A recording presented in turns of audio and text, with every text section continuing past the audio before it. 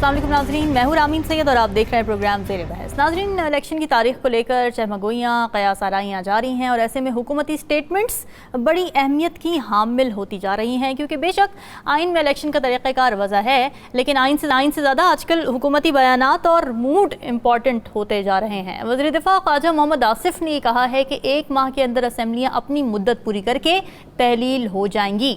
उन्होंने ये भी कहा है कि PDM की सियासी जमातें आम इंतखाबात के लिए मुश्तरका उम्मीदवार लाने या सीट एडजस्टमेंट का लाहे अमल अपनाएंगी। फिर उन्होंने ये भी बताया कि हमारे पास चॉइस थी कि फौरी तौर पर असम्बलियाँ तहलील कर देते, मगर इससे मईशत मज़ीद तबाह हो जाती। अब इस बयान से ये इंदिया तो मिल गया है कि असम्बलियों की तहलील अपने वक्त पर हो जाएगी, मगर क्या इलेक्शन भी वक्त पर हो पाएंगे? ये सवाल अपने तजियाकारों के सामने रखते हैं। हमें ज्वाइन करें ज़फ़र हिलाली साहब, असदुल्ला राव खालिद और रियाजुल हक साहब। आप सबका बहुत शुक्रिया। हिलाली साहब, आपको क्या लगता है, क्या असम्बलियाँ मुद्दत पूरी करने के बाद जब तहलील होंगी तो फौरी तौर पर इलेक्शन हो जाएंगे, या फिर ये मामला कुछ स्ट्रेच होता देख रहे हैं आप?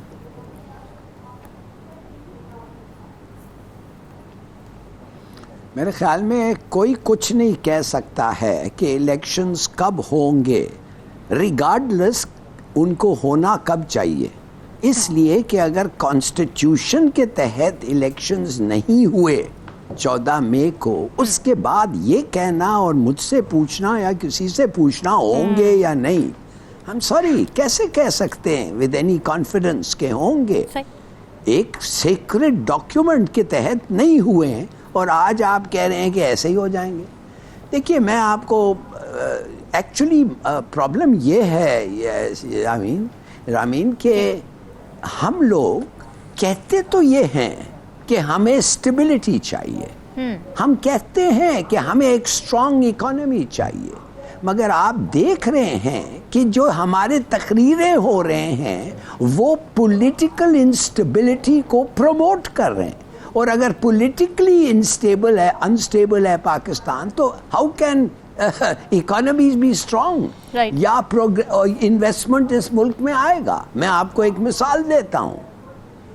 प्राइम मिनिस्टर ऑफ पाकिस्तान ने कहा है कि इस मुल्क का सबसे बड़ा पार्टी का लीडर जो है वो एक वुड बी असैसिन है। उसने कोशिश की है कि एक इदारे का सरबराह को उड़ा दें।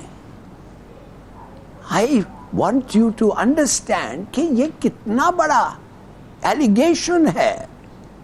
तो मैं ये समझता हूँ कि अगर आप स्टेबिलिटी चाहिए तो एक प्राइम मिनिस्टर जब ऐसी बातें करता है तो उसका क्या मतलब होता है भाई? ये तो कभी नहीं होगा। और अगर आपको इतना पता था कि वो हैं एक वुड बी असैसिन, तो 1 साल से जो आप पावर में हैं तो उस वक्त तक आप सबूत पेश करते, या आप इसीलिए कह रहे हैं कि किसी की फेवर आप विन करना चाहते हैं? कह क्यों रहे हैं ऐसी चीज? मैं तो हैरान हो गया हूं। क्या आपको किस किस्म का इनाम चाहिए? तो मैं और चलिए आपको कहना जरूरी था, आपसे ये रह नहीं सका, तो आप प्राइम मिनिस्टर हैं, तो आप जाएं आपके मिनिस्टर ऑफ इंफॉर्मेशन को कहें कि बेगम साहब ये कह दें, आप ये आपका काम है इस किस्म की चीज़ें स्टेटमेंट्स करने। अगर मैं कहूँ it's too high a level और लोग एक्सपेक्ट करेंगे कि ये फिर there can be no stability. मैं तो हिल गया ये सुन के। कुछ ऐसे व्यूज हैं, बेशक पर्सनल हो, जो आप एज अ प्राइम मिनिस्टर आप आके कह नहीं सकते, मगर इनको तो कोई तकलीफ ही नहीं हुई। व्हाट कैन, ये क्या कह सकता है आदमी भाई? कभी आएगी पॉलिटिकल स्टेबिलिटी? ऐसे लोग अगर हैं, अगर इनकी राइवलरी ऐसी है तो आ ही नहीं सकती। Forget it. ठीक है असद, आपको क्या लगता है, अगर जैसे कि हम पहले इलेक्शंस की बात कर रहे हैं, तो इंटरिम सेटअप की अगर मियाद बढ़ा दी जाती है तो तौजीह क्या देगी हुकूमत की? क्यों बढ़ा रहे हैं? देखिए, ये अपने तौर पर एक बड़ी अफसोस की बात है कि हम ये सवाल ही क्यों उठा रहे हैं कि इलेक्शन वक्त पर होंगे या नहीं होंगे। सही बात है। आईनी और कानूनी तौर पर 90 दिन में या 60 दिन में इलेक्शन होने चाहिए। वक्त पर असम्बलियाँ तहलील हों तो 60 दिन में, कुछ अर्सा पहले हो जाएं तो 90 दिन में। तो ये इस पर तो डिबेट ही नहीं होनी चाहिए। कि इलेक्शन वक्त पर होंगे या इलेक्शन वक्त पर नहीं होंगे, लेकिन अनफॉर्चुनेटली हमारे यहाँ अब ये खुद अपने तौर पर एक अनफॉर्चुनेट चीज़ है कि हम इस पर डिस्कशन कर रहे हैं कि इलेक्शन वक्त पर होंगे या नहीं होंगे, हालांकि आउट ऑफ क्वेश्चन होना चाहिए कि इलेक्शन में ताखिर हो सकती है।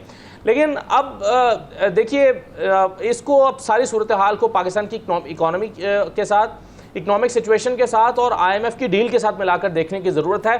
फिर शायद हम बेहतर तौर पर एनालाइज कर सकते हैं कि इलेक्शन वक्त पर होने हैं या नहीं होने। कुछ पॉलिटिकल पार्टीज़ की अपनी विल है कि इलेक्शन वक्त पर होने चाहिए या नहीं होने चाहिए। जैसे आसिफ जरदारी साहब बड़े स्ट्रांगली इसके हामी हैं कि इलेक्शन तो वक्त पर ही होने चाहिए और उसको डिले नहीं करना चाहिए, क्योंकि वो पॉलिटिकली समझते हैं कि इस वक्त जो सिचुएशन है उनके लिए फेवरेबल है, कंडीशंस फेवरेबल हैं, और उनको लगता है कि इस वक्त उनका इस बात का इम्कान है कि वो बेहतर पोजीशन में आ सकते हैं, क्योंकि उनको लगता है कि पंजाब में इस वक्त PMLN और PTI की शदीद लड़ाई होगी, जिसका फायदा जो है वो सियासी लड़ाई ऑब्वियसली, जिसका फायदा वो उठा सकते हैं। लेकिन दूसरी तरफ नून लीग चाहती है कि अगर उनको कुछ कुशन मिल जाए और कोई 5, 8, 10 महीने मिल जाएं जिसमें उनकी मौजूदा कारकर्दगी को लोग भूल जाएं और जो इंटरम सेटअप हो उसके ऊपर सारी उंगलियां उठने लगें और बर्डन शिफ्ट हो जाए उस पर, तो हमें इसमें इलेक्शन में फेवर मिल सकती है। लेकिन सवाल ये पैदा होता है कि क्या आईनी और कानूनी तौर पर पाकिस्तान में इजाज़त होगी? कोई कानून इजाज़त देगा कि आप 90 दिन से आगे ले जाएं इलेक्शंस को? ये एक बहुत बड़ा सवाल है और इसके लिए फिर आपको नजरिया ज़रूरत का सहारा लेना पड़ेगा। अब ज़रा IMF के हवाले से जो कल 92 ही पे खबर शाम को चली थी हमारे प्रोग्राम के बाद या उसके आगे पीछे, इकराम होती साहब ने गालिबन ये खबर दी थी और अपने सोर्सेज से उन्होंने कहा था कि IMF ये प्लान कर रहा है, और जाहिर है हतमी चीज़ तो हमारे सामने तभी आएगी जब IMF की मीटिंग हो जाएगी। लेकिन प्लान ये हो रहा है कि $1 अरब जब वो, यानी $3 अरब उन्होंने 9 महीने में देने, तो इसके वो जाहिर है 3 हिस्से कर रहे हैं। $1 अरब वो मौजूदा हुकूमत को देंगे और जो दूसरा $1 अरब है वो निगरान हुकूमत को देंगे। इसका मतलब ये हुआ कि इस हुकूमत को वक्त पे जाना पड़ेगा, पहली बात तो ये है, तभी $1 अरब पाकिस्तान को मिलेगा। और तीसरा $1 जो है वो मिलेगा नहीं आने वाली हुकूमत को, और वो मिलना है 9 महीने के अंदर अंदर। इसका मतलब ये हुआ कि अगर 3-4 महीने के अंदर इलेक्शन करा के नई हुकूमत को हैंड ओवर कर दिया जाएगा तो वो $3 अरब मिलेगा। अगर वो मशरूत होता है तो वो $3 अरब नहीं मिलेगा। ठीक है, तो सोर्सेज से अभी तक हमारे सामने कुछ इस तरह का प्लान है, वाज़ेह हो रही है, और IMF का अपना भी मौक़िफ़ सामने आया था, जो अंदरूनी कहानी सामने आई थी। पाकिस्तान को अगर फिर $3 अरब 9 महीने के अंदर लेने हैं तो फिर लाजमी तौर पर पाकिस्तान को इलेक्शंस को वक्त पे कराना पड़ेगा, वरना फिर आपको IMF के प्रोग्राम के साथ फिर कॉम्प्रोमाइज करना पड़ेगा। बिल्कुल ऐसे ही। और IMF की स्टेटमेंट भी आई थी, जो अंदरूनी कहानी सामने आई है ना कल मुलाकात की, तो उसमें जब उनसे पूछा गया कि इलेक्शन टाइम पर हो जाएंगे, आप हमें यकीन दहानी कराएं, तो उन्होंने ये कहा कि हम कुछ इस तरह से स्ट्रक्चरिंग है हमारे कर्ज़ों की कि शायद यकीनी हो सके। राव खालिद साहब, आपको क्या लगता है, असेंबलियाँ तहलील होने से लेकर इलेक्शन करवाने तक अगर मामलात स्ट्रेच हुए तो क्या कानून कोई कवर देता है इस मामले को? देखिए, पहले तो मैं थोड़ा सा यानी अपना क्रेडिट ले लूँ। होती साहब ने यकीनन न्यूज़ ब्रेक की थी, मैंने उससे पहले यहाँ प्रोग्राम में कहा था जी कि ये इस तरह से 3 फेजेस में आना है, और मेरी अंडरस्टैंडिंग भी यही थी और इन्फॉर्मेशन भी यही थी। तो थोड़ा सा इस प्रोग्राम को भी क्रेडिट जाता है कि हमने भी ब्रेक की थी, क्योंकि हम खबर नहीं देते, हम तजिया करते हैं, तो इसलिए वो ब्रेकिंग न्यूज़ में हम नहीं जाते उस तरह से। तो वो बहरहाल हुआ। देखिए, दो वजूहात हैं जिस वजह से ये शक किया जा रहा है कि इलेक्शन शायद टाइम पे ना हो। पहली वजह वो है कि KP और पंजाब के जब हुए तो उसके नतीजे में जो कुछ हुआ, सुप्रीम कोर्ट का ऑर्डर हो गया, कभी कोई बहाना, कभी पैसे नहीं है, कभी लॉ एंड ऑर्डर सिचुएशन, सारे इदारे मिल के सुप्रीम कोर्ट को ब्रीफिंग्स दे रहे हैं कि जी तबाही फिर जाएगी मुल्क में, और जिस तरह की चीज़ें थी। तो उसकी वजह यही थी उन इलेक्शन डिले करने की। जो दूसरी वजह मैं बताने जा रहा हूँ वो है पॉपुलैरिटी PTI की। मौजूदा हुकूमत की नाकामी, अपने 13-14 महीनों में जो उन्होंने कोशिश की, अपना कोई बयानिया बनाने की कोई लोगों को रिलीफ देने के लिए तो कुछ नहीं कर सके, लेकिन कोशिश पूरी की किसी तरीक़ा से वो आवाम के अंदर जाने के काबिल हो जाए, लेकिन वो नहीं हो पाए। तो वो बुनियादी वजह KP और पंजाब के इलेक्शन से फ़रार की वही थी। जो अब जो शक किया जा रहा है वो यही है कि वो सुप्रीम कोर्ट का जब आप हुक्म नहीं मानते, जाहिर है कानून था तो सुप्रीम कोर्ट ने ऑर्डर किया, कानून तो कोई गुंजाइश ही नहीं देता अनटिल अनलेस आपके को बहुत बड़ी इस किस्म की आफत आ जाए कि पूरे मुल्क में इंतखाबात नामुमकिन हो जाए, या आप किसी बहुत बड़ी जंग का शिकार हो जाए, उसका हिस्सा हो, तो उसमें आप एक हद तक ताख़ीर कर सकते हैं। जैसे मोहतरमा बेनज़ीर भुट्टो की शहादत हुई, उस वक्त थोड़ा सा इलेक्शन को आगे ले जाएगा, क्योंकि सिचुएशन ऐसी पैदा हो गई थी पूरे मुल्क के अंदर, अनरेस्ट क्रिएट हो गया, तो ज़ाहिर एक बड़ी शख्सियत थी। तो ये है, ठीक है, अभी भी वही मसला है, डर वही है कि वो कहते हैं वो तो होगा फिर, अगर आप उसको किस तरह से बाहर किया जाए, पीटीआई को किस तरह से ख़त्म किया जाए, किस तरह से पीटीआई का वोट बैंक ख़त्म किया जाए, किस तरह से उसके जो इलेक्शन से उसको शामिल होने से रोका जाए। बहुत से तरीके उसमें अडॉप्ट किए जा रहे हैं, और जैसे जैसे इलेक्शन नज़दीक आ रहा है तो जो जूट की फैक्ट्री है उसकी प्रोडक्शन बढ़ती चली जा रही है। अच्छा। आप देखें रोज़ ब रोज़ एक नया जूट गढ़ा जा रहा है, नई तरीके से किया जा रहा है, जैसे सीपैक के ऊपर बयान हो गया, जैसे ये असैसिनेशन अटेम्प्ट की एक बयान आ गया। तो इस किस्म की ये फैक्ट्री अब चल पड़ेगी, लेकिन इसका फ़ायदा कोई नहीं। फायदा अगर मुल्क का दर्द किसी को है, अगर मुल्क के वसीतर मफाद में देखना पड़ेगा क्या हो रहा है। रियाज साहब, आपको क्या लगता है मुद्दत पूरी होने के बाद अगर इलेक्शन नहीं होते वक्त पर और स्ट्रेच हो जाते हैं, बाद में होते हैं, अब कब होते हैं ये इस पे तो हम कुछ नहीं कह सकते, वो डिलेड इलेक्शंस की क्रेडिबिलिटी के बारे में आप क्या कहेंगे, क्या रह जाएगी? रामीन, तकरीबन मंगल बुध कि शाम को तकरीबन मेरे एक वफाकी वज़ीर से जो नून लीग के हैं उनसे बात हुई और बड़ी तफसील से हमारी डिस्कशन हुई को 45 मिनट।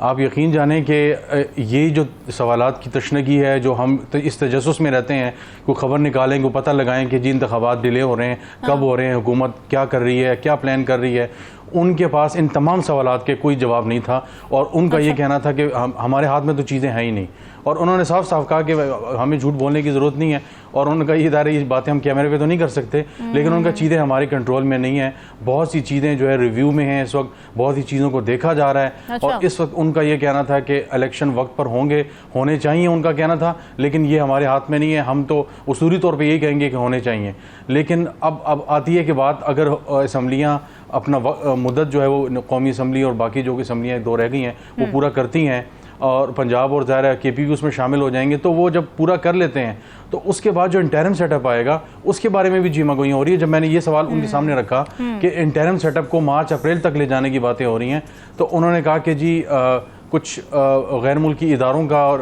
उसका जिक्र किया उन्होंने, मैं इस वक्त नाम नहीं ले सकता। अच्छा? उन्होंने कहा जी उन्होंने इनडायरेक्टली हमें ये कन्वे किया हुआ है कि कोशिश ये की जाए कि इंतखाबात जो है वो वक्त पे हों, और जो इंटरिम सेटअप है वो भी अपना वक्त जो पूरा करे, और उसके बाद हर चीज़ टाइम पे हो, किसी चीज़ को ज़्यादा डिले ना किया जाए। तो ज़ाहिर हर हवाले से मैसेजिंग हो रही है, और हमने देखा कि IMF ने जो PTI के चेयरमैन हैं उनसे भी उन्होंने कुछ सवाल पूछे, उन्होंने जवाब में कहा कि हम बहुत ज़्यादा मुदाखलत तो नहीं कर सकते, लेकिन हम आपको ये बता सकते हैं कि इंतखाबात जो है वक्त पर होंगे और इस तरह की चीज़ें बज़ाहिर, लेकिन बहुत ज़्यादा एश्योरेंसेस जो है वो किसी तरफ से नहीं आ रही, और हमें पता है कि कहाँ पे ज़्यादा चीज़ें फाइनलाइज होती हैं। तो अब तक हुकूमत को खुद भी नहीं पता इस बात का कि हमारी तरह जाना है तो कब जाना है, और दूसरा जो इंटरिम सेटअप है वो कितना लंबा जाएगा। हिलाली साहब, आप कुछ कहना चाह रहे हैं, ज़रा शॉर्टली कमेंट कर दीजिए, फिर मुझे ब्रेक पर जाना।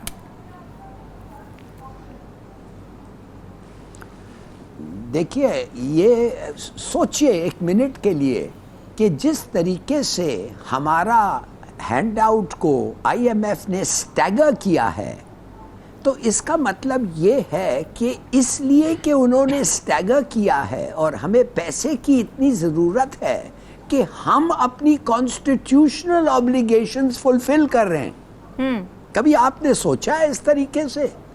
माने कि अगर ये ना स्टैगर करते तो हम जब मर्जी इलेक्शन करते, माने कॉन्स्टिट्यूशन तो फिर कुछ नहीं आता। तो it's very sad, exactly, very sad and very unfortunate को ये नौबत आ गई है कि जिस तरीके से पैसे मिलते, अनफॉर्चुनेट। यस, बिल्कुल ठीक है। नाज़रीन, डिस्कशन का सिलसिला जारी, ब्रेक का, स्टे विद अस।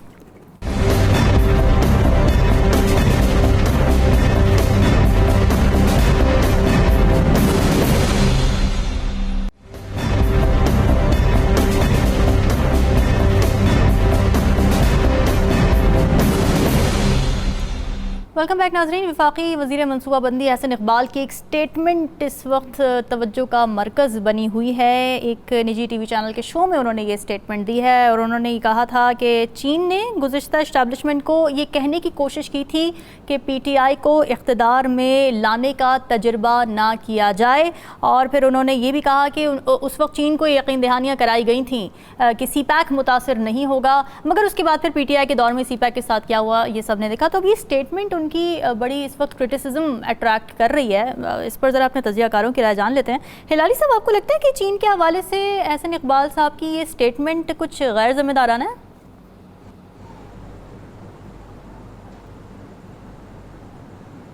बहुत।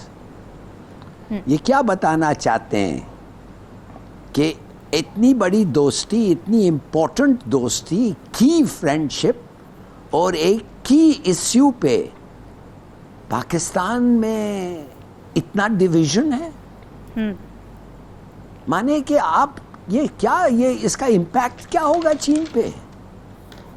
मैं नहीं समझता हूं कि चीन को ये फिक्र है, इसलिए कि शायद मैंने कुछ देखा है उसके उनके कौंसल जनरल को डिफेंड करते हुए कि हर पार्टी और हर गवर्नमेंट ने CPEC की तारीफ की है और कमिट किया है, अपने आप को डेडिकेट किया है टूवर्ड्स CPEC। तो मैं ये जानना चाहता हूँ इससे किस हद तक तुम जाने के लिए तैयार हो, थोड़ा सा पॉलिटिकल एडवांटेज लेने के लिए। इसलिए कि अगर वाकई तुम्हें सच की तलाश में ये कर रहे हो तो बहुत सारी चीजें अपने बारे में, अपनी पार्टी के बारे में, गवर्नेंस के बारे में जो आप कह सकते हैं, जो बड़े एम्बैरसिंग होगा। और मैं नहीं समझता कि हम लोगों को कोई रिस्पॉन्सिबिलिटी तो होनी चाहिए भाई। कि क्या मतलब है अगर भी हुआ, मिसाल के तौर पे अगर भी हुआ, अब आप आ गए हैं ना, आप तो अब देख रहे हैं ना, अब तो ठीक हो गया है ना, तो 10 साल के बाद कहते हैं कि हाँ देयर वाज अ हिकअप। यार छोड़ो, सॉरी, ठीक है। मैं तो अफसोस से कहना पड़ता हूँ कि ये एक टॉपिक है जो इसमें हम बात कर रहे हैं, ये भी एक एम्बैरसमेंट है मुझे। हिलाली साहब, आजकल सारे टॉपिक्स इस तरह के बन गए अनफॉर्चुनेटली कि हमें एम्बैरसमेंट लगती है, लेकिन हम भी ढीठों की तरह वो करते जाते हैं, डिस्कस करते जाते हैं, क्योंकि और कोई ऑप्शन हमें नज़र नहीं आ रहा होता। असद रिट्रीट करने की कोशिश तो की एहसन इकबाल साहब ने अपनी स्टेटमेंट से कि ये आउट ऑफ कॉन्टेक्स्ट ली गई और मेरा कुछ और मतलब था और चाइना की नॉन इंटरफेरेंस पॉलिसी ही है, कभी मुदाखलत नहीं की गई।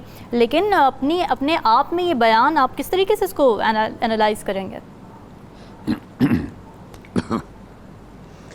देखिए, एहसन इकबाल साहब ने बिल्कुल, हिलाल साहब ने सही कहा कि गैर ज़रूरी और गैर जिम्मेदाराना बयान है। और आपने पहला इल्ज़ाम एहसन इकबाल साहब ने चीन के ऊपर यह लगाया है कि वो पाकिस्तान के अंदरूनी मामलात में मुदाखलत करता है। दूसरा इल्ज़ाम एहसन इकबाल साहब ने चीन पर यह लगाया है कि वो पाकिस्तान में फ्री एंड फेयर इलेक्शन नहीं चाहता और वो समझता है कि कॉन्टीन्यूटी ही होनी चाहिए, जो हुकूमत है इसको दोबारा इक़्तिदार में लेकर आएँ। यानी चीन फरमाइश करता है पाकिस्तानी इस्टेब्लिशमेंट से, क्या आप इसको लेकर आएँ। तो बुनियादी तौर पर एहसन इकबाल साहब ने बैक वक्त 2 से ज़्यादा फरीकैन को दबाव में डाला या मुश्किल में डाला है। एक तो चीन को मुश्किल में डाला कि चीन ने यह फरमाइश की, दूसरा इस्टेब्लिशमेंट को मुश्किल में डाला है या बैकफुट पर धकेला है कि जी इस्टेब्लिशमेंट जो है उससे फरमाइशें की जाती हैं, वो इलेक्शन को मैनिपुलेट करते हैं, ये इल्ज़ाम उन्होंने लगाया। और तीसरी बात यह है कि एहसन इकबाल साहब का यह बयान वैसे भी हक़ाइक़ के मुनाफी है, क्योंकि चीनी काउंसिल जनरल ये कह चुके हैं कि पंजाब में पिछले 3 साल में सिर्फ पेंडेमिक की वजह से अगर कुछ डिसरप्शन हुई तो हुई, अदरवाइज 6 मंसूबे मुकम्मल हुए हैं CPEC के। तो एहसन इकबाल साहब जो कि इस सारे मामलात पर गहरी नज़र रखते हैं, आई एम श्योर उनको ज़रूर पता होगा कि 6 मंसूबे मुकम्मल हुए हैं और उनको पता होगा कि CPEC का काम हुआ है। तो ये मेरा ख्याल है कि पाकिस्तान के जो कौमी मंसूबे हैं उसको अपनी सियासत से बाहर रखना चाहिए। और फिर इस नादानिस्तगी के साथ आप इस मामले को सियासत में घसीट रहे हैं कि अपने दोस्त मुल्क को भी मुश्किल में डाल रहे हैं, उसके प्रोजेक्ट्स को भी मुश्किल में डाल रहे हैं और उसको कंट्रोवर्शियल बना रहे हैं, महज इसलिए कि आप अपनी एक ओपोनेंट सियासी जमात के साथ स्कोर सेटल करना चाहते हैं। तो मेरा ख्याल है एहसन इकबाल साहब को इस रद्द अमल के आने के बाद अपनी इस वजाहत जारी करना पड़ी है, जो कि हो नहीं पाई। उन्होंने कहा कि मेरे बयान को आउट ऑफ कॉन्टेक्स्ट लिया गया। क्या आउट ऑफ कॉन्टेक्स्ट लिया गया जी? सीधी उन्होंने बात की है कि चीन ने एस्टैब्लिशमेंट को ये पैगाम दिया दिया, कहा कि जी तब्दीली ना लेकर आए, नया ट्राई ना करें, आप पहले वालों को कंटिन्यू करें, और ये पैगाम दिया गया था। ये सीधी सीधी उन्होंने बात की और अब वो पीछे हट रहे हैं। चलिए पीछे हट रहे हैं तो फिर इसकी वजाहत एहसन इकबाल साहब को वाज़ेह तौर पर करनी चाहिए कि मैंने ये गलत बात की है, मुझे मिसअंडरस्टैंडिंग हुई है, मुझे ये नहीं कहना चाहिए था, और मेरा हरगिज़ चीन के ऊपर या मेरी मालूमात गलत थी, और चीन ने कभी पाकिस्तान के ऊपर इस तरह का दबाव नहीं डाला। तो ये बहुत गैर जरूरी, और मेरा ख्याल है पाकिस्तान के कौमी जो मंसूबे हैं उनको इससे दूर रखना चाहिए। बिल्कुल ठीक है। राव खालिद साहब, आपको क्या लगता है चीन का कोई रद्द-ए-अमल आ सकता है, इस पर सख्त मौक़िफ़ सामने आ सकता है, क्योंकि इल्ज़ाम तो ये संगीन है? मेरा ख्याल है असद ने भी रेफ़र किया, हलाली साहब ने रेफ़र किया, जो उनके कौंसल जनरल थे, ये साल पहले भी इन्होंने यही ड्रामा शुरू किया था। तो उनको फिर आके वजाहत करनी पड़ी थी टीवी के ऊपर कि हमारा बिल्कुल नॉर्मल वो रहा है, कोई ऐसा मसला नहीं है, बल्कि बहुत बेहतर हुआ है पहले से भी और अच्छे तरीके से चला है। लेकिन एक चीज़ हमें और भी देखनी चाहिए, दुनिया भर से हम जो ताल्लुक़ रखते हैं, अमेरिका है या वेस्टर्न कंट्रीज़ है, यूरोपियन कंट्रीज़ है, उनकी सर्टेन डिमांड्स होती हैं, IMF की जैसे डिमांड्स होती हैं कि ये करें, वो करें, इस तरह करें, उस तरह करें। चीन ट्रेडिशनली जहाँ भी उसने इन्वेस्टमेंट की है, जिस तरह भी किया है, कोई पॉलिटिकल डिमांड उसकी एज सच कहीं पे हमें नज़र नहीं आती कि इसको लाएं, उसको रखें, ये होगा तो हम करेंगे, वो होगा तो हम नहीं करेंगे, या इंसानी हकूक़ का मसला होगा या फलां, कोई बहाना उसने कभी नहीं बनाया। एज ए फ्रेंड उसने बिल्कुल कह ले कि अपना इंटरेस्ट ज़रूर देखा होगा, यकीनन उसमें फाइनेंशियल इंटरेस्ट, क्योंकि कमर्शियल लोन ज़्यादा थे उसमें, तो वो ज़रूर देखते हैं। लेकिन ये कभी चीन की ट्रेडिशन नहीं रही किसी भी मुल्क के साथ, सिर्फ पाकिस्तान नहीं, किसी भी मुल्क के साथ ये ट्रेडिशन नहीं रही। ये बहुत एक कह लें कि गंभीर किस्म का एलिगेशन है, और बदकिस्मती ये है कि हम अपने एक छोटे छोटे सियासी मुफादात के लिए अपने बैनुल अक़वामी ताल्लुकात को दाव पे लगा देते हैं, और चीन जैसे मुल्क के साथ इन ताल्लुकात को इस तरह से ख़राब करने की कोशिश की है बुनियादी तौर पे ये हरकत करके। आप अगर रिकॉर्ड देखें, असद ने भी मेंशन किया, मैं आपको एक CPEC अथॉरिटी बनी थी, आसिम सलीम बाजवा साहब जिसके चेयरमैन थे, उसके तहत जो काम हुए आप उनकी फहरिस्त मंगवा के देख लें, एहसन इकबाल साहब मंगवा के देख लें। इन्होंने तो उस अथॉरिटी को रिवाइव ही नहीं किया, वो ख़त्म हो गई। उसके बाद उसका कुछ इन्होंने सर पैर ही नहीं, उसका कौन कर रहा है, उसको कौन डील कर रहा है। उसके अंडर बहुत एग्रीकल्चर के प्रोजेक्ट जो अभी इफ्तिताह हुआ है, उसमें बहुत सी चीज़ें ऐसी हैं जो ऑलरेडी डिसाइडेड है चीन के साथ, UAE के साथ, सऊदी अरब के साथ, एग्रीकल्चर लैंड के हवाले से किस तरह से उन्हें प्रमोट करनी है। एक मिर्चों का बहुत बड़ा प्रोजेक्ट चीन ने उस वक्त पाकिस्तान में शुरू किया था, जिसकी यील्ड बहुत ज़्यादा आती है। तो ये हक़ाइक़ के बिल्कुल बरअक्स बयान है, ये सिर्फ सियासी पॉइंट स्कोरिंग है। मैंने जैसे पहले कहा कि अब इलेक्शन जैसे जैसे करीब आएंगे, ये झूठ की फैक्ट्री की प्रोडक्शन दिन ब दिन बढ़ती चली जाएगी, और रोज़ नया झूठ सुनने को आपको मिलेगा। यही नज़र आ रहा है। रियाज साहब, आपकी राय क्या है? मैं तो इसको गैर ज़िम्मेदाराना वगैरह अल्फाज तो इस्तेमाल हो गए, इंतहाई मज़े का खेज़ बयान कहूँगा। और एहसन इकबाल साहब को बहुत से नाम भी दिए जाते हैं, और इतना अगर पढ़ा लिखा वज़ीर इस तरह की स्टेटमेंट दे रहा है तो इसका मतलब ये है कि इतनी ज़्यादा फ्रस्ट्रेशन है कि परफॉर्मेंस तो हमारे पास है नहीं, क्योंकि बजट तो सारा रिवाइव हो गया, चेंज हो गया IMF के कहने पे। गफूर हैदरी साहब कहते हैं कि CPEC का जो मशवरा था वो मौलाना फजल रहमान ने दिया। डार साहब कहते हैं कि जी हमें जो है वो मिसाइल प्रोग्राम के बारे में कहा जाता है कि जी IMF से पैसे लेंगे तो जो है ना आप ये मिसाइल प्रोग्राम चलाएं और ये ना चलाएं, बाद में पता चला वो बात हवा हो गई। इसके अलावा और बहुत से बयान, मौलाना फजल रहमान साहब का बयान भी इस वक्त चल रहा है कि फैद हमीद साहब ने मुझे कहा कि आप सेनेट चेयरमैन बन जाएं और ये कर लें, अंदर से तब्दीली लाएं, और बीच में से अब ये बयान हो गया हसन इकबाल साहब का कि जी उन्होंने कहा था कि जी PTI को ना आने दें। अब इसे अंदाज़ा लगाएं कि जब आपको करने को कुछ नहीं है तो आप इस तरह की वारदात डाल रहे हैं कि लोगों की तवज्जो गैर ज़रूरी तौर पे उन बातों की तरफ जो है वो ले जाई जाए, लोगों को आवाम को उलझाया जाए। ये देखें जी ये काम भी हो रहे हैं, वो जी तबाही मच गई, वो पता नहीं क्या हो गया। अब आपकी जो आपके पास टाइम है, 1 महीना है, अब तक आपके पास तकरीबन 1.5 साल था, 1.25 साल आपके पास आ गया।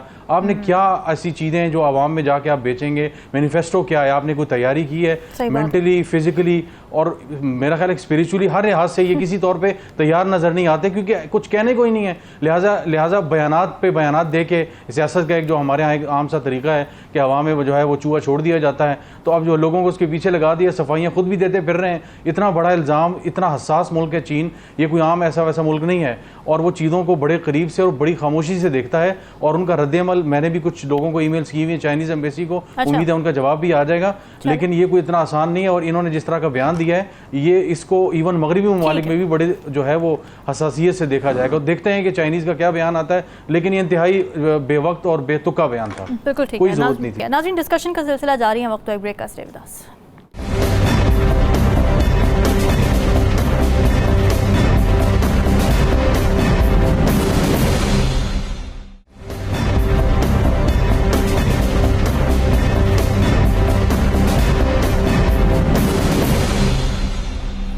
वेलकम बैक नाजरीन। IMF की जानिब से मुआहदे की हिमायत हासिल करने के लिए मुख्तलिफ सियासी जमातों से राब्ते और मुलाकातें की गई थीं, जिस पर किसी जमात ने जश्न मनाया था तो किसी जमात ने इसे अलमिया करार दे दिया है। पीपल्स पार्टी की जानिब से इन मुलाकातों पर तहफ़्फ़ुज़ात सामने आए हैं। पाकिस्तान पीपल्स पार्टी के सेनेटर रज़ा रब्बानी ने इन मुलाकातों पर तनकीद की है और इसे सियासी खुद मुख्तारी का ख़ात्मा करार दे दिया है। उन्होंने ये भी कहा है कि मुल्क की माली खुद मुख्तारी पहले ही मगलूब हो चुकी है। तो क्या वाकई IMF वफ़द की मुलाकातें सियासी खुद मुख्तारी के ख़ात्मे का एक सिम्टम हैं? इस पर अपने तजज़ियाकारों की राय जान लेते हैं। हिलाली साहब, आप अग्री करते हैं रज़ा रब्बानी साहब की स्टेटमेंट से?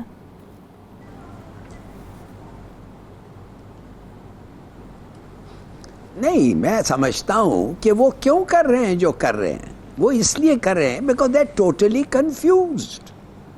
उनको पता नहीं है किस किस्म के डिसीशंस और कौन कर रहा है, इसलिए वो कह रहे हैं। मैंने पहले, देखिए, मुझे तो नहीं पता था कि ये सवाल आज आप पूछेंगे, मगर मैंने पहले कह दिया था कि उन्होंने अपना एड को ऐसा स्टैगर किया है कि कोई प्रिडिक्टेबिलिटी आ रही है। उनको पता है कि एक गवर्नमेंट के साथ 1 महीना, उसके बाद इंटरिम गवर्नमेंट, उसके बाद जो गवर्नमेंट इलेक्टेड होगी, तो they know what's going to happen. ये तो आप लोगों का तो कुछ, देयर इज नो ऑर्डर। उनको वाकई नहीं पता किधर और किससे बात करें। सही बात। उनको कोई जरूरत नहीं, they don't want to take over economic planning in Pakistan. मगर वो जानना चाहते हैं भाई जिससे हम बात करते हैं उनका क्या, हमारे हर वक्त बदलता रहता है, क्या क्या नहीं हुआ है इस IMF प्रोग्राम के साथ, और दार और वो क्या नाम है, Miftah and the other person who was there, वो what is it that is consistent? Total chaos. दार एक चीज कहता है, उससे पहले कोई और चीज कहते हैं, जार वापस आता है, उसे कहा कि ये मत कहो, फिर कहता है, फिर करता है। तो I am sorry, I don't blame them. वो तो जानना इसीलिए तो वो कह रहे हैं हम सबसे मिलेंगे भाई।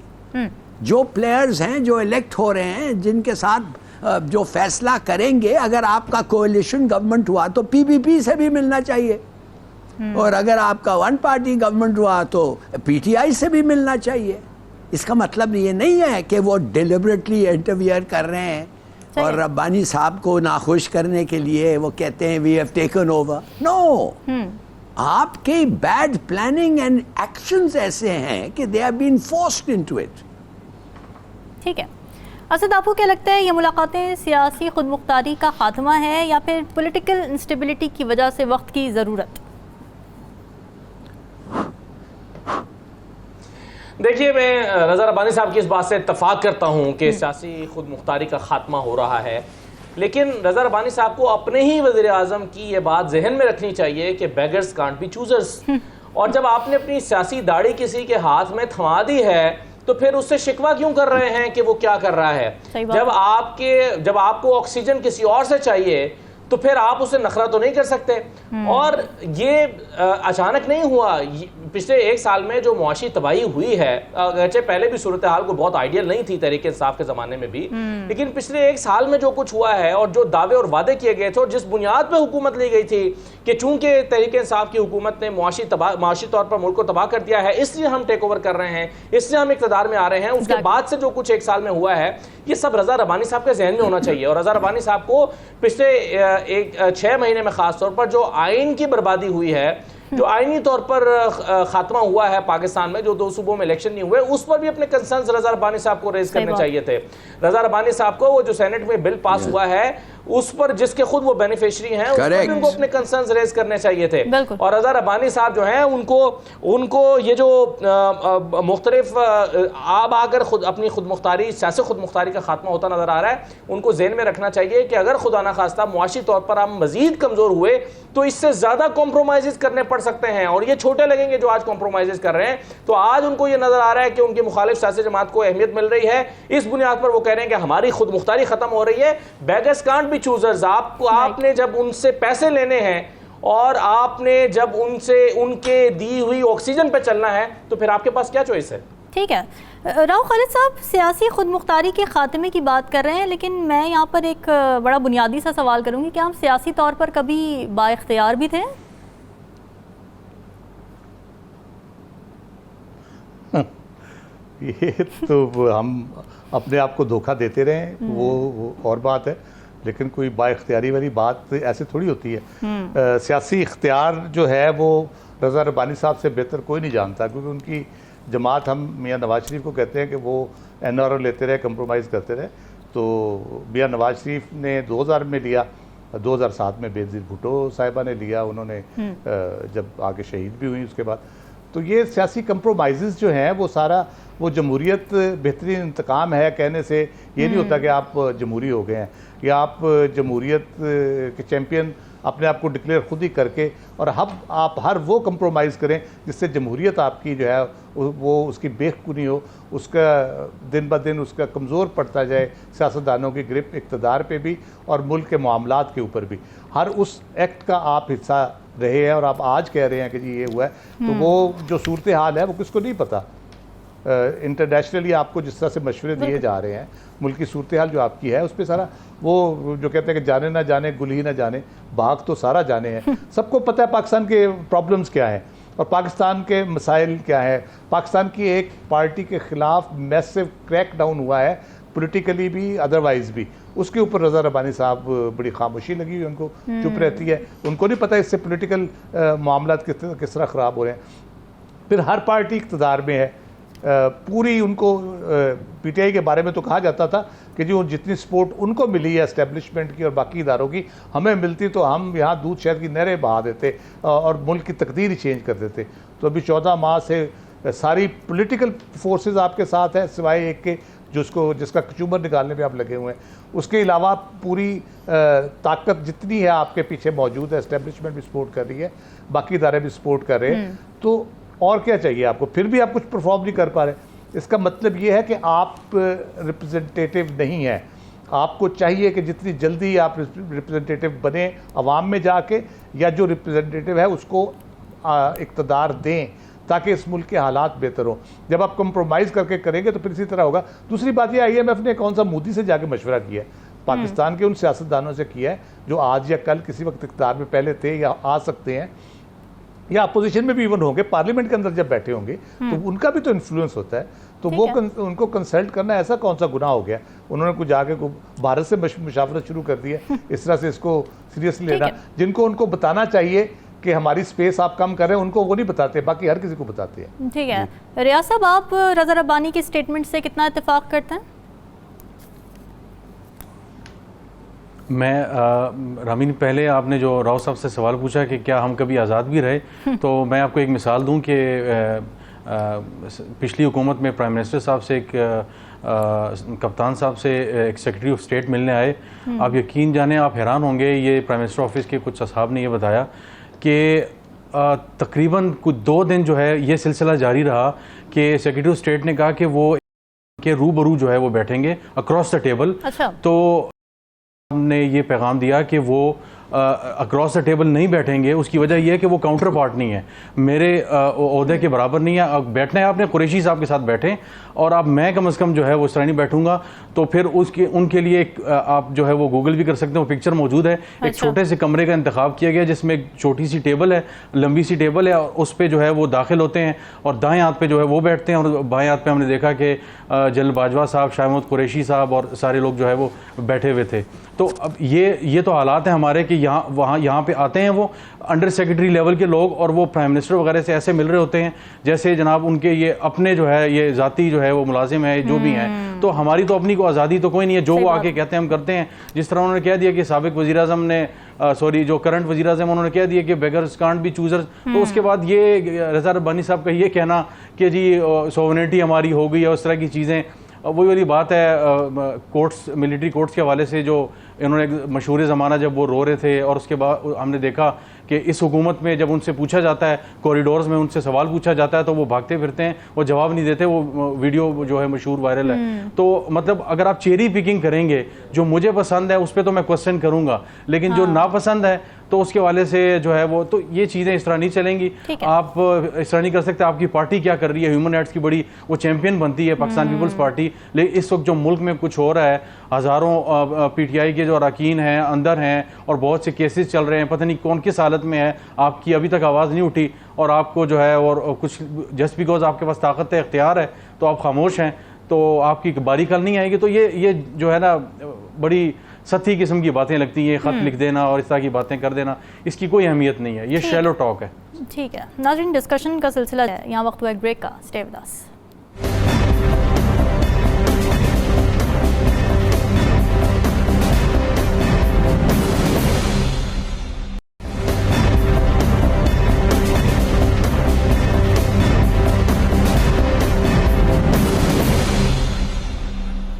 वेलकम बैक नाजरीन। आईसीसी वर्ल्ड कप 2023 भारत में शेड्यूल्ड है। टूर्नामेंट का बाकायदा आगाज़ 5 अक्टूबर से होगा, जबकि पाकिस्तान वर्ल्ड कप में अपने सफ़र का आगाज़ 6 अक्टूबर को हैदराबाद में नीदरलैंड्स के खिलाफ मैच से करेगा। इस वर्ल्ड कप में पाकिस्तान की शिरकत अभी तक गैर यकीनी की सूरत हाल से दो चार है। पाकिस्तान क्रिकेट बोर्ड ने कौमी टीम की वर्ल्ड कप में शिरकत हुकूमती इजाज़त से मशरूत कर रखी है और हुकूमत की जानिब से पाकिस्तान क्रिकेट टीम के वर्ल्ड कप में शिरकत के लिए भारत जाने के मामले पर हाई प्रोफाइल कमेटी कायम कर दी गई है, जिसके सरबराह वज़ीर ख़ारिजा बिलावल भुट्टो ज़रदारी होंगे और इस हवाले से हतमी सिफारिशात मंजूरी के लिए वज़ीर आज़म को भिजवाई जाएंगी। अपने तजज़ियाकारों से जान लेते हैं कि उनकी राय में क्या पाकिस्तानी टीम को वर्ल्ड कप के लिए भारत जाना चाहिए या नहीं। हिलाली साहब, आपको क्या लगता है ये फैसला लेने के लिए कौन से फैक्टर्स अहम होंगे जिस पर हुकूमत गौर करके फिर गो अहेड देगी?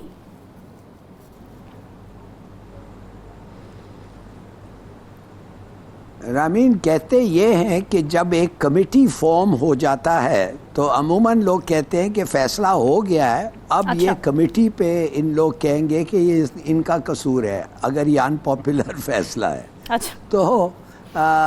तो मुझे नहीं पता कि इन दिस केस ये हुआ है कि नहीं, मगर मैं तो हैरान थोड़ी इस बात पे ज़रूर हूँ कि यार ये आपको फ़ैसला करने में इतनी देर क्यों हो रही है, दिक्कत क्यों हो रही है? अच्छा, आप जानते नहीं है कि हिंदुस्तान ने क्या कहा है? उन्होंने कहा है कि हमारा बेशक ऑब्लिगेशन हो कि हम पाकिस्तान में जाके खेले, हम नहीं जाते। भाई क्यों नहीं जाते? ऑस्ट्रेलिया आ सकता है, इंग्लैंड आ सकता है, न्यूजीलैंड आ सकता है, श्रीलंका आ सकता है, वेस्ट इंडीज आ सकती है, मगर आप नहीं आएंगे क्यों? कि इसलिए कि आप इतने बड़े हैं कि आप we have to amend the laws for you. तो कहने की बात सिर्फ ये है कि आंसर इज नहीं, हम we are not going to be bullied. और आप समझते हैं हर चीज इसलिए तुम इतने बड़े हो, इसलिए कि तुम्हारे पैसे जनरेट हो रहे हैं, इसलिए सब चीज हो रहा है, तो जो तुम चाहते हो वो होगा? नो। और दूसरी बात ये है कि ये जो हमारे प्लेयर्स हैं बड़े अच्छे लोग हैं, स्पेशली वसीम अकरम, उसको जाके कहना नहीं जाना जाना जाना है। क्यों भाई? हमें पता है कि आपका जो लाइवलीहुड है वो तो ये खेल है, हम मानते हैं आपको पैसे मिलते हैं, कमीशन मिलते हैं, आपको हर लिहाज से ये आपका लाइवलीहुड है, तो आपके लिए बड़ा ज़रूरी है कि ये हो, मगर इसका मतलब ये नहीं है कि मुल्क के लिए भी ज़रूरी है।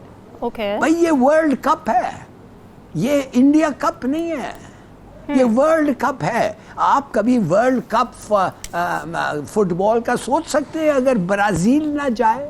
आप कभी क्रिकेट का वर्ल्ड कप सोच सकते हैं कि इतनी अच्छी टीम एज पाकिस्तान ना जाए? वो डिफेक्टिव हो जाता है वो world cup. Great team is not playing. तो मेरा अपना ये है कि लेट अस नॉट एक्सेप्ट, ये अनप्रिंसिपल स्टांस है और हमें रिफ्यूज करना चाहिए और हमारा जो नुकसान होगा बर्दाश्त करें। चलें, हिलाली साहब का पॉइंट आ गया। असद, आपको क्या लगता है, अब भारत एशिया कप में आने के लिए तैयार नहीं था, तो इस रिलक्टेंस को देखते हुए क्या पाकिस्तान को भी अड़ जाना चाहिए या फिर एक कदम हमें आगे बढ़ाना चाहिए और हमें ये बताना चाहिए, साबित करना चाहिए कि खेल जो है वो सरहदों से बालातर है? देखिए, मेरा ख्याल है कि ये जो कमेटी बनाई गई है ये भारत को यही पैगाम देने के लिए बनाई गई है कि आप हमारे साथ खेलना नहीं चाहते तो हम भी आपके साथ खेलने में रिलक्टेंट हैं, और हम आ तो रहे हैं और फैसला मेरा ख्याल है यही होगा, जाने ही का फैसला होगा। लेकिन इस प्रोसेस से गुजर के फैसला करने का मतलब यह है कि भारत को पैगाम दिया जाए कि हम रिलक्टेंस के साथ फैसला कर रहे हैं कि चूंकि आप हमसे नहीं खेलना चाहते तो हम भी आपके साथ को खुशी से नहीं खेल रहे, ये सिर्फ हम आईसीसी इवेंट है इसलिए खेल रहे हैं। लेकिन मेरा ख्याल है कि ये आईसीसी की रिस्पॉन्सिबिलिटी है कि देखें, चलिए जो बायलैटरल सीरीज है उसमें तो दो मुल्क आपस में फैसला करते हैं, लेकिन जो आईसीसी है उसमें भारत के जो कंसर्न्स हैं पाकिस्तान आकर खेलने में, वो आईसीसी को एड्रेस करने चाहिए। फर्ज करें अगर उनका सिक्योरिटी का इशू है है, तो आईसीसी को अपने एक्सपर्ट्स पाकिस्तान भेजने चाहिए और अपनी पूरी तरह से तसल्ली करके भारत को पैगाम देना चाहिए कि जी हम इस बात की गारंटी दे रहे हैं, श्योरिटी दे रहे हैं कि आपको वहां पर जाकर खेलना चाहिए। मेरा ख्याल है कुछ लॉज बनाए जाने चाहिए, कुछ नॉर्म्स बनाए जाने चाहिए और सियासत को खेल से अलग रखना चाहिए कम से कम, क्योंकि दोनों जो नेशंस हैं पाकिस्तान और इंडिया, ये दोनों क्रिकेट लविंग नेशंस हैं और फिर आप बायलैटरल सीरीज भी देखना चाहती है, दोनों मुल्कों के दरमियान क्रिकेट देखना चाहते हैं। तो मेरा ख्याल है पाकिस्तान जाएगा तो जरूर इंडिया को पैगाम देकर जाएगा, लेकिन फ्यूचर के लिए आईसीसी को अपना रोल प्ले करना चाहिए। ठीक है, राव खालिद साहब, आपको क्या लगता है अगर हम नहीं गए तो नताइज क्या होंगे?